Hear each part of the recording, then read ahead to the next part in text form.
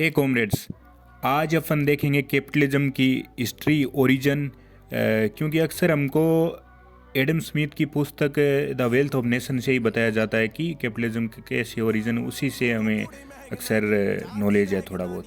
So in depth देखेंगे क्या है। आज लगभग हर इकोनॉमी कैपिटलिस्टिक लाइनों पर संगठित है, लेकिन इसके बावजूद कैपिटलिज्म को लगभग हर जगह निराशा, हताशा और शक की नज़रों से देखा जाता है। दिलचस्प बात यह है कि इसकी आलोचना नई नहीं है, ये इसकी शुरुआत से ही है, इसके साथ जुड़ी रही है। तो आइए समय में पीछे जाकर समझते हैं कि कैपिटलिज्म को इसकी खराब छवि कैसे मिली और इसे सुधारने के लिए क्या किया जा सकता है। आपको टाइमलाइन के साथ बताया जाएगा, सो उसके हिसाब से आप समझिए। क्या पडुआ इटली 1304। पडुआ वेनिस के पास स्थित एक चर्च की दीवार पर पेंटर जियोटो ने एक फ्रेस्को पेंटिंग बनाई, Jesus and the money lenders. इसमें यह विचार सामने आता है कि एक अच्छा आध्यात्मिक जीवन और धन कमाने का कार्य एक दूसरे के विरोधी है। यीशु यरूशलेम के मंदिर में व्यापारियों और छोटे बैंकरों को देखकर क्रोधित हो जाते हैं। ईसाई धर्म में धन के प्रति नैतिक संदेह ने कैपिटलिज्म के विकास को सदियों तक बाधित किया। वेनिस से 1450 फ्रांसिस्कन भिक्षु लुक्का पिसियोली ने पहली बार सुम्मा द अरिथमेटिका नामक अकाउंटिंग की पुस्तक प्रकाशित की। इसमें उन्होंने डबल एंट्री बुक कीपिंग का सिद्धांत दिया, जो आधुनिक व्यापार के लिए क्रांतिकारी साबित हुआ। उन्होंने दिखाया कि धन प्रबंधन कोई देवीय सजा या इनाम नहीं है, बल्कि यह एक विज्ञान है जिसे धैर्य, तर्क और मेहनत से सीखा जा सकता है। अब बात करते हैं जेनेवा में 1555 स्विस धर्मशास्त्री जॉन कैलविन ने प्रोटेस्टेंट वर्च्यूज जैसे कड़ी मेहनत, आत्म अनुशासन और ईमानदारी को महत्व दिया। उन्होंने कहा कि बिजनेस में अच्छा होना ईश्वर की दृष्टि में योद्धा या साधु होने से अधिक प्रशंसनीय है। कैलविन की शिक्षाओं ने निवेश और व्यापार को बढ़ावा दिया।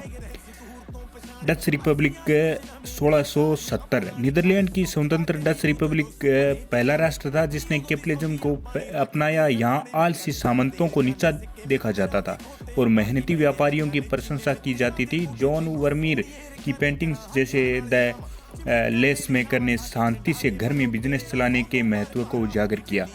लंदन 1776। एडम स्मिथ की पुस्तक द वेल्थ ऑफ नेशन ने कैपिटलिज्म की व्याख्या की। उन्होंने डिवीजन ऑफ लेबर और इनविंसिबल हैंड जैसे विचार पेश किए। स्मिथ ने कहा कि स्वहित, सेल्फ इंटरेस्ट का अनुसरण करते हुए समाज को लाभ पहुंचाया जा सकता है। इंडस्ट्रियल रिवोल्यूशन हुआ उसके बाद 1854 में।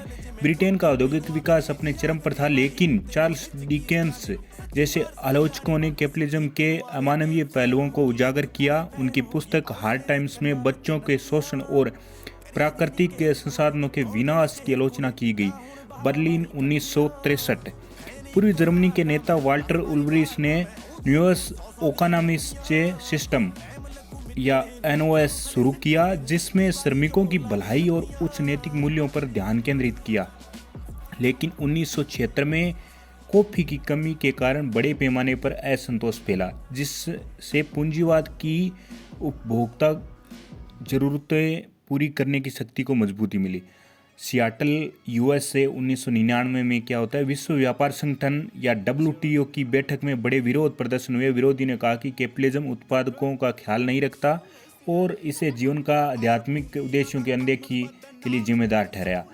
अब देखते हैं क्यूपरसन कैलिफोर्निया 2015। एप्पल दुनिया की सबसे बड़ी कंपनी बन गई। हालांकि यह कार्य क्षेत्र में श्रमिकों के शोषण और पर्यावरणीय समस्याओं के कारण आलोचना का सामना करता रहा है।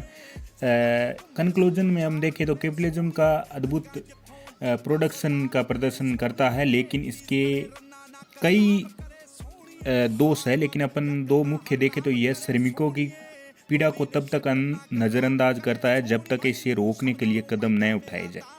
यह अक्सर गैर जरूरी चीज़ों के निर्माण पर आधारित होता है।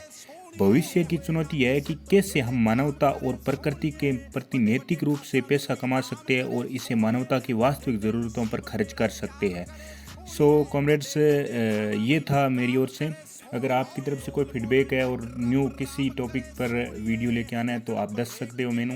And keep watching.